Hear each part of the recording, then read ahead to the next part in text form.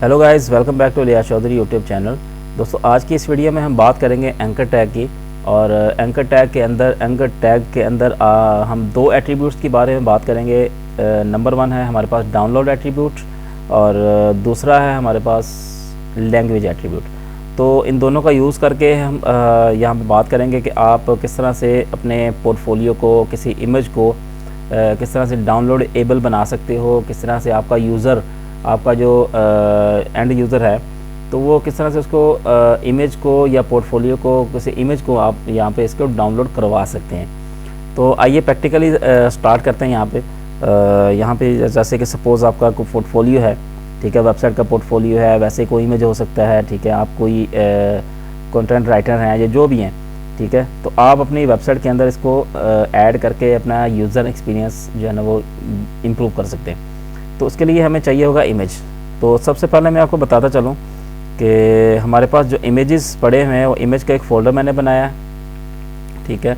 Image के folder के अंदर हमने दो इमेजेस रखे हुए हैं, एक का नाम है आर्टिकल के नाम से और दूसरा हमें जेट सेटर के नाम से लिखा हुआ।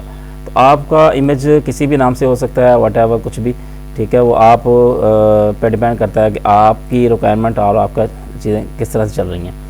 तो हम यहाँ पे इसको क्या करेंगे, सबसे पहले इमेज को अटैच करेंगे, इमेज को यहाँ पे डिस्प्ले करवाएंगे, ठीक है। उसके लिए हमारे पास ये टैग है हमारे पास, तो इसके अंदर हम लिख देंगे इमेज का पाथ देंगे। यहाँ पे पाथ देने के बाद उसके बाद हम बताएंगे कि हमारा कौन सा जो इमेज है वो डिस्प्ले करवाओ। यहाँ पे फैच करो इसको, ये हो गया इमेज का नाम। उसके बाद इसकी फ़ाइल का रेफरेंस PNG की है फाइल ये, और ये हमारा क्लोज हो गया। तो इसके साथ ही मैं इसकी विड्थ दे देता हूँ, जो कि विड्थ होगी हमारी 200। यहाँ पे सेव करता हूँ, इसका डिस्प्ले करवा के देख लेते हैं ये किस तरह से लग रहा है।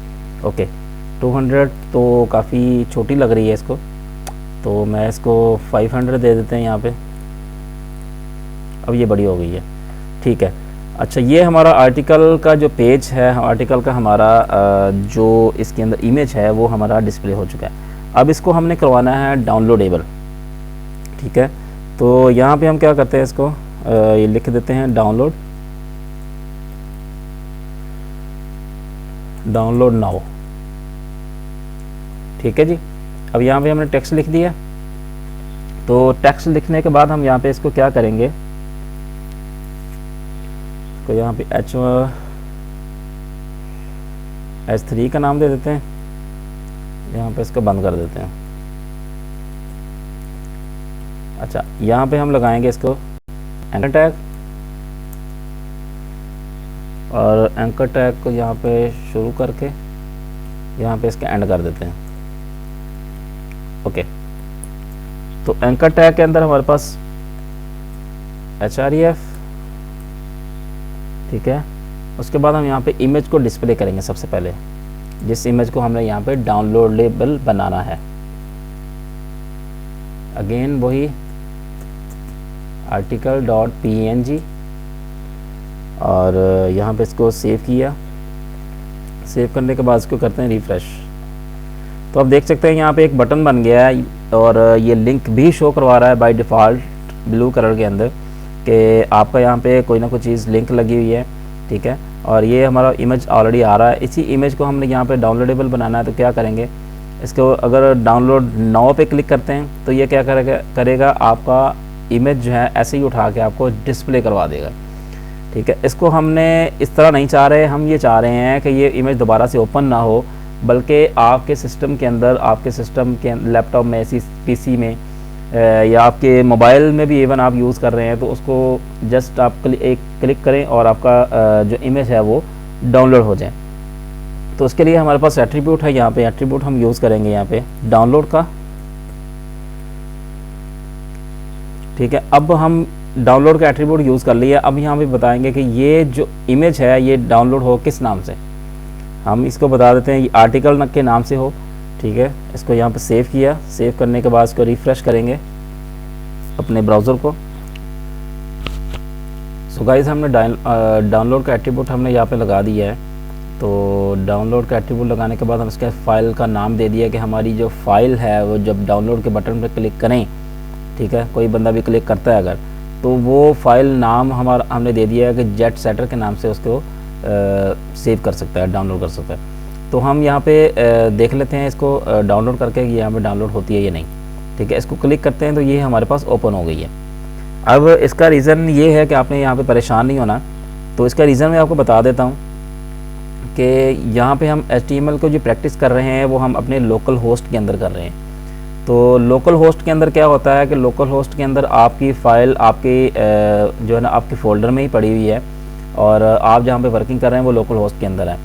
तो अगर आप इसी फ़ाइल को HTML फ़ाइल को और अपनी इमेज फ़ाइल को, दोनों को अगर आप किसी होस्टिंग पे रख देते हैं, ठीक है, होस्टिंग सर्वर पे रख देते हैं, तो वहाँ से अगर हम डाउनलोड करते हैं इसी फ़ाइल को, ठीक है, डाउनलोड के बटन पे क्लिक करेगा कोई यूज़र, तो आपका डायरेक्टली डाउनलोड होना शुरू हो जाएगा। ये आपसे पूछेगा, आपके ब्राउज़र आपसे पूछेगा कि आपने ये फ़ाइल पे क्लिक किया है तो ये आपके सिस्टम में किस जगह पे जाके यहाँ पे आप सेव इसको करना चाहते हैं, जैसे रेगुलर प्रैक्टिस है हमारी। तो लेकिन आपने इससे बिल्कुल परेशान नहीं होना कि आप इसको क्लिक करेंगे और क्लिक करते ही आपका जो है ना वो जो डाउनलोड का जो फ़ाइल है वो आपको इमेज दिखा रहा है, इमेज ऐसे दिखा रहा है। तो ये डिफरेंस है लोकल होस्ट का और जो है ना होस्टिंग सर्वर का। तो यहाँ पे हम प्रैक्टिकली भी करके आपको दिखा देते हैं। सपोज़ कि मैं यहाँ पे इसको राइट क्लिक करता हूँ, राइट क्लिक करने के बाद इसको सेव करते हैं। सेव करने के बाद आपको दिखाता हूँ, यहाँ पे हमने इसको सेव किया और सेव करने के बाद सिस्टम में गए, सिस्टम में जाने के बाद इसको बैक किया। तो ये देख सकते हैं, इसको बैक जाने के बाद ये देखें कि जेट सेटर के नाम से ये आपको फाइल का नाम सेव कर रहा है। तो इससे मुराद ये है, इसका मतलब क्या है, इसका मतलब ये है कि आपका जो फाइल का जो कोड है वो बिल्कुल एक्यूरेट है और बिल्कुल सही है, ठीक है, उसको बिल्कुल सही तरीके से आप इसको यूज़ कर रहे हैं। तो ये थी हमारी आज की वीडियो। और अब देखते हैं हम डाउनलोड एट्रीब्यूट के बाद हम देखते हैं यहाँ पे लैंग्वेज एट्रीब्यूट को। लैंग्वेज एट्रीब्यूट को कैसे आप यूज़ कर सकते हैं और इसका मकसद क्या है। तो इसको डिफ़ाइन करने के लिए मैं यहाँ पे बताना चाहूँगा कि HTML के अंदर जब भी आप कोई एक्सटर्नल लिंक लगाते हैं अपनी वेबसाइट के अंदर या किसी लैंडिंग पेज को यहाँ पे डिस्प्ले करवाते हैं, यहाँ पे कोई इमेज लगाते हैं, तो सर्च इंजन क्या करता है, सर्च इंजन जो है आपके जो लिंक लगा हुआ है उसको डिफ़ाइन करता है। बाय डिफ़ॉल्ट अगर आपने कुछ भी नहीं लगाया हुआ, आपको उसको बताना पड़ेगा कि आपका जो ये लिंक है ये किस हवाले से है, किस लैंग्वेज में है, ठीक है, उसको लैंग्वेज हमें बतानी पड़ती है।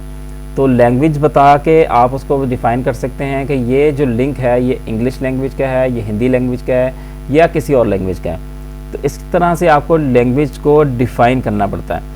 तो उससे क्या होता है कि आपका जो मेन टारगेट है, जो आप डाउनलोडेबल फ़ाइल है या एक्सटर्नल लिंक है, तो उसको डिफ़ाइन करने में SEO प्रैक्टिस के हवाले से भी उसको बड़ी जल्दी वो डिफ़ाइन कर लेता है।